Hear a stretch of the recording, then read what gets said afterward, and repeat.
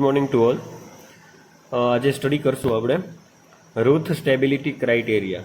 Okay, તો કોઈ પણ કંટ્રોલ સિસ્ટમ હોય કે પછી ઓપન લૂપ કંટ્રોલ સિસ્ટમ હોય કે ક્લોઝ લૂપ કંટ્રોલ સિસ્ટમ હોય, ઓકે, એ કંટ્રોલ સિસ્ટમની સ્ટેબિલિટી આપણે રૂથ સ્ટેબિલિટી ક્રાઇટેરિયા દ્વારા આપણે ફાઇન્ડ કરી શકીએ. બરાબર. હવે સિસ્ટમ સ્ટેબલ છે કે અનસ્ટેબલ છે એ આપણે અગાઉના લેક્ચરમાં આપણે જોયું. બરાબર, કે સિસ્ટમ સ્ટેબલ છે કે અનસ્ટેબલ છે, કે એસ પ્લેનમાં ઓરિજિનથી જો લેફ્ટ સાઈડ લાઈ કરતું હોય, ઓકે, તો એ સિસ્ટમ સ્ટેબલ હોય, અને જો રાઈટ સાઈડ લાઈ કરતું હોય પોલ, ઓકે, તો એ સિસ્ટમ અનસ્ટેબલ હોય, જે આપણે આગળ જોયું હતું. ઓકે, આ અમારો એસ પ્લેન છે. ઓકે, આ ઓરિજિન છે. જો લેફ્ટ હેન્ડ સાઈડ લાઈ કરતું હોય પોલ, બરાબર, તો એ સિસ્ટમ સ્ટેબલ કહેવાશે. અને જો રાઈટ હેન્ડ સાઈડ લાઈ કરતું હોય પોલ, બરાબર, તો એ અનસ્ટેબલ સિસ્ટમ કહેવાય છે. આ આપણે આગળના લેક્ચરમાં આપણે જોયું હતું. ઓકે, હવે સેકન્ડ ઓર્ડર સિસ્ટમ સુધી તો બરાબર હતું. ઓકે, એની મદદથી આપણે ક્વાડ્રેટિક ઇક્વેશન મળતું, અને ક્વાડ્રેટિક ઇક્વેશન સોલ્વ કરવું બહુ સરળ હતું. ઓકે, આપણે જોયું, મતલબ તેના રૂટ્સ છે એ ફાઇન્ડ કરવા બહુ સરળ હતા. ઓકે, એના રૂટ્સ આપણે ફાઇન્ડ કરી શકતા.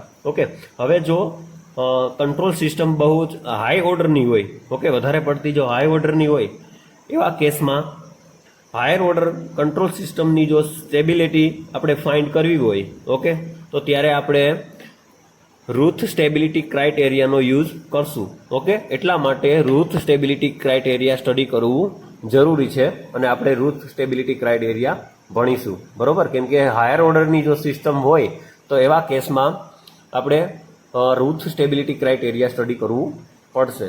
ઓકે, તો બે રીતે આપણે ફાઇન્ડ કરી શકીએ. ઓકે, એક છે રૂથ સ્ટેબિલિટી ક્રાઇટેરિયા અને બીજું છે હર્વિટ્ઝ સ્ટેબિલિટી ક્રાઇટેરિયા. ઓકે, હવે આ જે છે એ ટ્રાન્સફર ફંક્શન છે.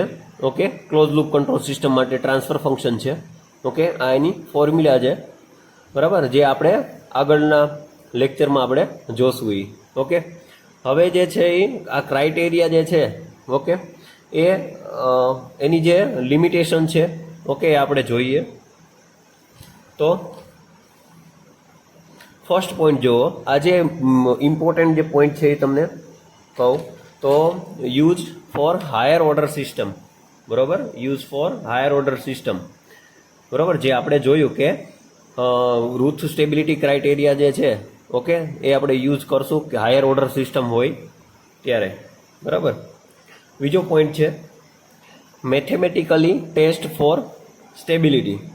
ઓકે, એટલે આ એક મેથેમેટિકલી ટેસ્ટ છે જે સ્ટેબિલિટી રિકમેન્ડ કરે છે. ઓકે, સ્ટેબિલિટી રિકમેન્ડ કરે છે, મેથેમેટિકલી ટેસ્ટ સિગ્નલ છે. ઓકે,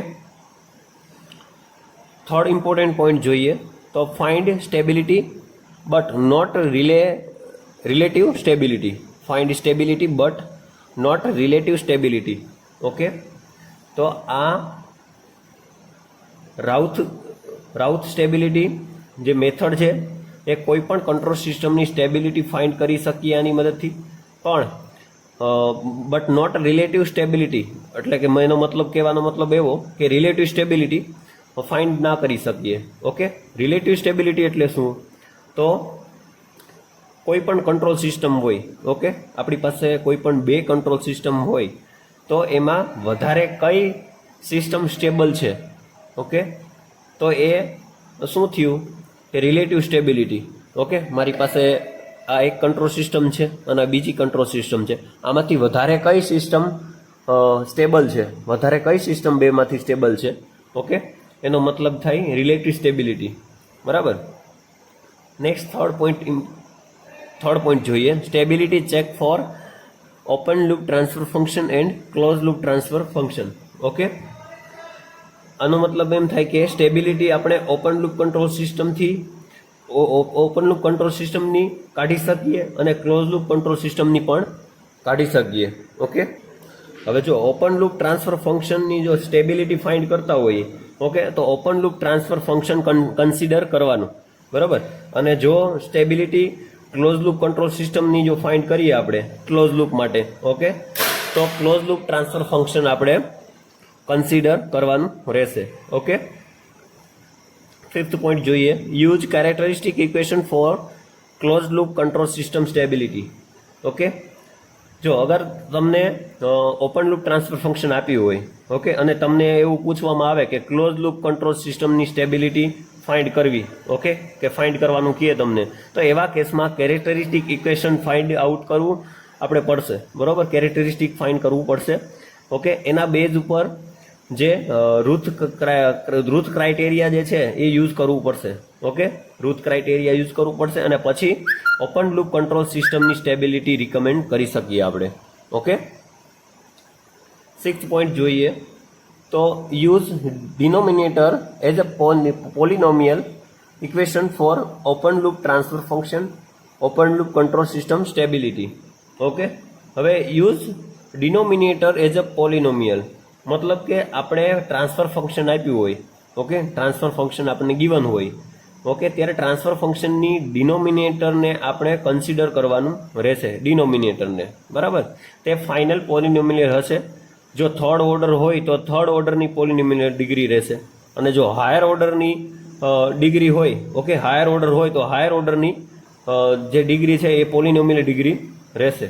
ઓકે, હવે જો પોલિનોમિયલ જે છે એમાં ઓપન લૂપ ટ્રાન્સફર ફંક્શન છે, ઓકે, તો એના બેઝ ઉપર આપણે ઓપન લૂપ ટ્રાન્સફર ફંક્શનની સ્ટેબિલિટી ફાઇન્ડ કરશું.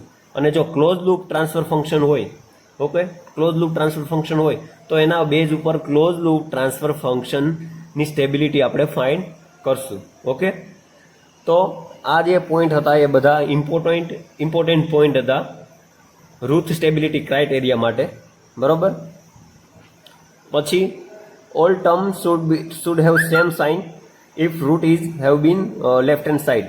ઓકે, સિસ્ટમ જે છે એ સ્ટેબલ હોય, ઓકે, સ્ટેબલ હોવી જોઈએ, ઓકે, તો એના માટે સાઇન જે છે એ સેમ હોવી જોઈએ, જે આગળ આપણે જોશું ત્યારે તમને આઈડિયા આવશે.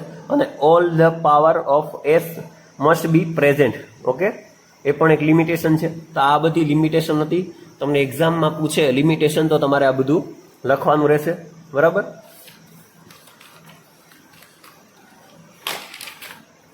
નેક્સ્ટ હવે આપણે હર્વિસ સ્ટેબિલિટી ક્રાઇટેરિયા જોશું, ઓકે, નેક્સ્ટ લેક્ચરમાં. Thank you.